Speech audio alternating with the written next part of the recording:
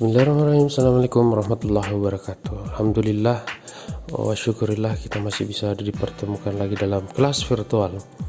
Salam dan salawat kepada junjungan Nabi Muhammad Sallallahu Alaihi Wasallam. Baik, bagaimana kesehatan hari ini? Semoga dalam keadaan sehat walafiat semua. Teman-teman mahasiswa, jangan lupa tetap menjaga kesehatan, dan untuk memulai perkuliahan kita silakan absensi di link yang sudah saya bagikan. Baik, hari ini kita akan melanjutkan materi sebelumnya ya. Materi sebelumnya kita kan sudah melakukan mid semester, jadi hari ini kita akan membahas tentang presentasi ilmiah dan menjadi moderator handal. 6-8 pertemuan kemarin, 6-7 pertemuan kemarin kita sudah mempraktekkan bagaimana itu melakukan presentasi dengan baik. Namun masih banyak kekurangan yang ada. Nah, di sini kita akan membahas lagi. Kita akan melihat seperti apa sebenarnya presentasi ilmiah yang baik itu, dan bagaimana menjadi seorang moderator yang handal dalam mengatur jalannya diskusi atau seminar atau sidang dan lain sebagainya. Baik. Nah, perhatikan baik-baik presentasi ilmiah. Slide berikut adalah definisi presentasi. Di presentasi ilmiah itu adalah penyajian bahan karya tulis ilmiah kepada peserta dengan tujuan menyebarkan atau penyebaran informasi baik secara konseptual maupun prosedural. Jadi konseptual yang dimaksud adalah makalah misalnya. Makalah itu kan bukan misalnya teman-teman yang teman-teman buat itu bukanlah hasil dari penelitian, namun hasil dari kajian pustaka yang kalian buat ya, kalian rujuk. Jadi di dalamnya itu banyak tesis maupun antitesis yang teman-teman buat dan masukkan dalam sebuah makalah, kemudian disebarkan atau dipresentasikan di depan kelas. Nah, ini yang dimaksud. Yang prosedural itu misalnya bisa kita ambil dalam tahap-tahap penulisan karya ilmiah. Jadi dia bersifat proses, ada tahapan di dalamnya. Kemudian teman-teman menjelaskan di depan kelas ya. Nah, biasanya ini kita maknai sebagai hasil penelitian supaya memudahkan ya. Lanjut. Presentasi ilmiah ini di dalamnya memuat kegiatan diskusi untuk kepentingan pendalaman dan pengkajian informasi oleh peserta.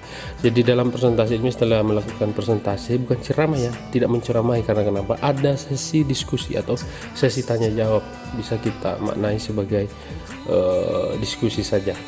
Nah, di presentasi ilmiah ini, kalau ada hal-hal atau masalah yang dibahas kepada forum dan forum belum memahami dengan baik, maka tugas atau fungsi diskusi itu akan berfungsi sebagai berikut ya. Jadi diskusi itu kita maknai dulu, kita batasi dulu dalam Kamus Besar Bahasa Indonesia itu diskusi pertemuan ilmiah untuk bertukar pikiran mengenai suatu masalah. Jadi kita akan membahas dengan baik bagaimana menyelesaikan sebuah persoalan atau bagaimana menyamakan persepsi. Jadi kita butuh diskusi untuk melakukan hal tersebut. Nah, diskusi itu juga berfungsi sebagai upaya bersama untuk mencari solusi sehingga mencapai kesepakatan bersama. Nah, ya kan, fungsinya mencari solusi, menemukan solusi, dan kita sepakati secara bersama-sama. Inilah gunanya untuk berdiskusi. Lanjut.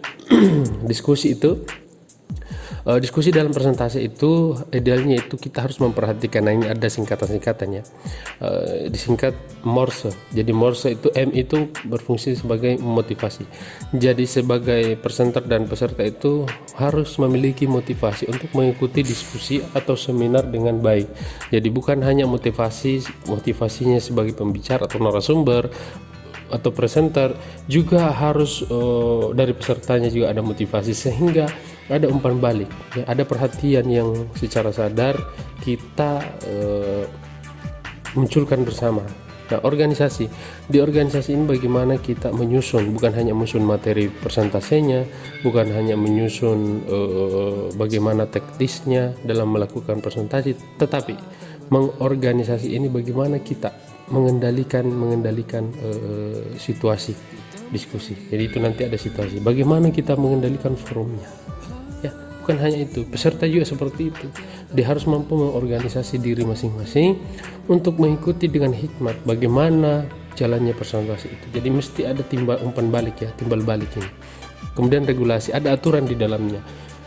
Fungsi diskusi ini, idealnya diskusi ini juga harus memperhatikan aturan-aturan yang diberlakukan di dalam sebuah forum diskusi.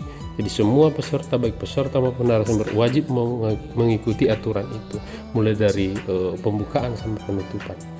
Situasinya, jadi dalam diskusi itu kita harus juga perhatikan situasi forum. Jadi di situasi ini, kalau formal ya formal, kalau informal ya kita harus menyesuaikan diri ya. Jadi kalau formal ya semua harus dengan hikmat, tidak ada candaan sebenarnya di dalamnya. Kalau dia semi formal ya seperti diskusi kita di kelas itu kan situasinya semi formal, itu bisa ada candaan di dalamnya. Beda kalau kepresidenan dan seterusnya, tidak sama itu ya. Terus ada juga empati. Nah, empati ini saling memperhatikan, artinya saling perhatian, bukan saling perhatian dalam tanda kutip ya. Maksudnya adalah empati ini kita peduli ya. Narasumber juga peduli terhadap forumnya, tidak hanya secara egois menyampaikan yang penting asal sampai saja, bukan seperti itu. Namun empati yang dimaksud adalah kita peduli sesama, kita peduli terhadap materi kita yang disampaikan, apakah betul informasi yang saya sampaikan ini sampai kepada pemirsa atau sampai kepada audiens saya atau tidak.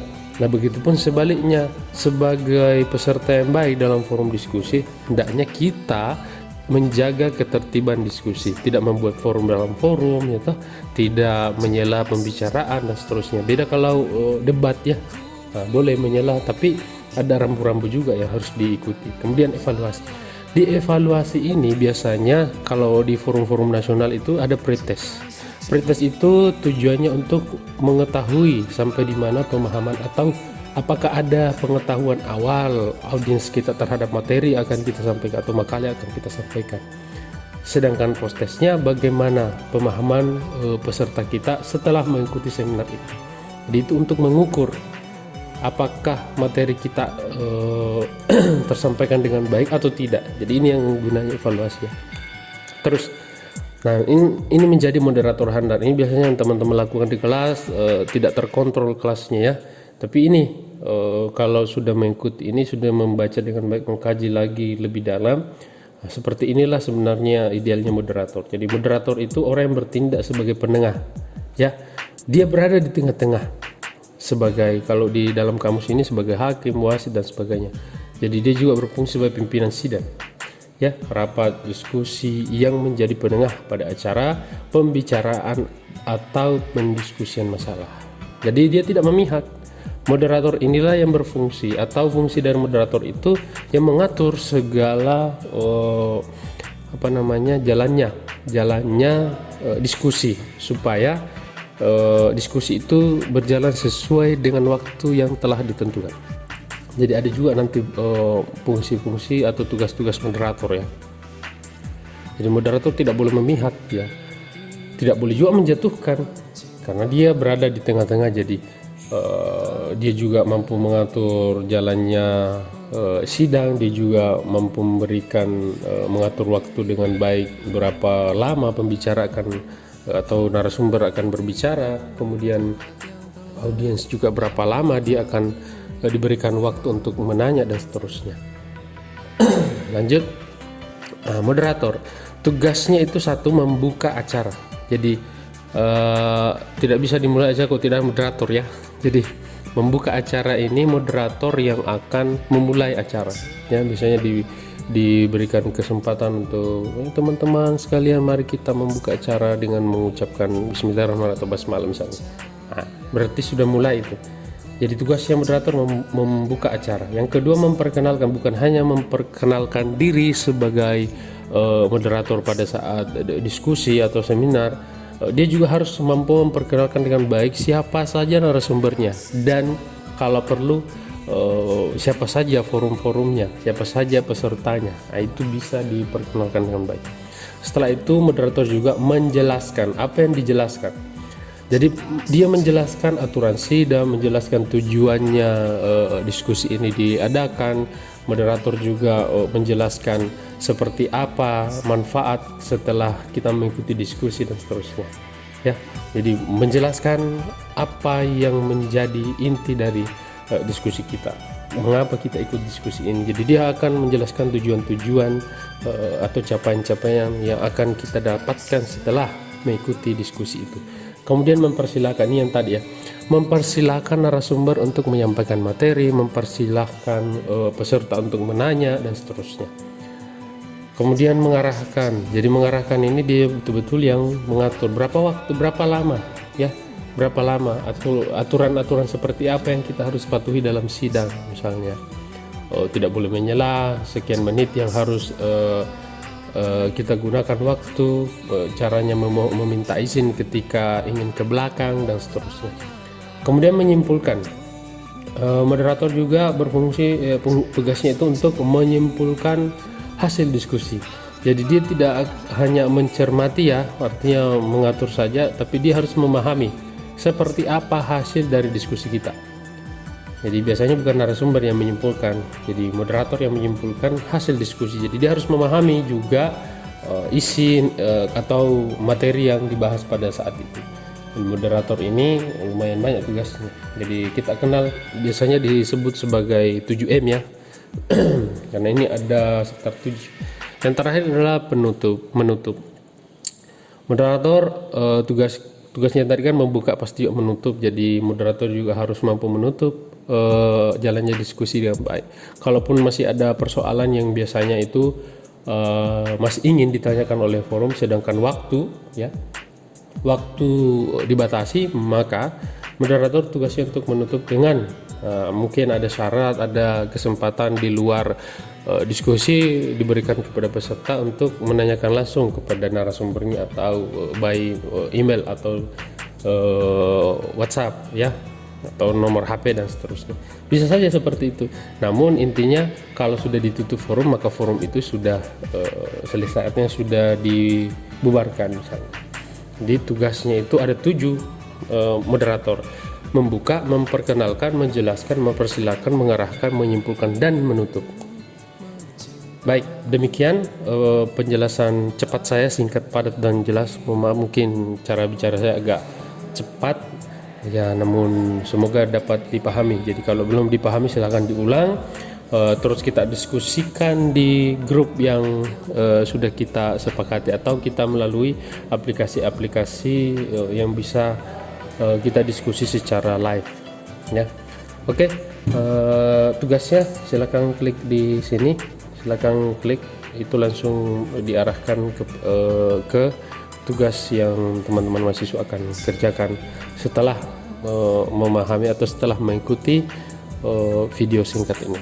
Demikian, terima kasih atas perhatian teman-teman mahasiswa. Kita bertemu di forum virtual. Sekian, assalamualaikum warahmatullahi wabarakatuh.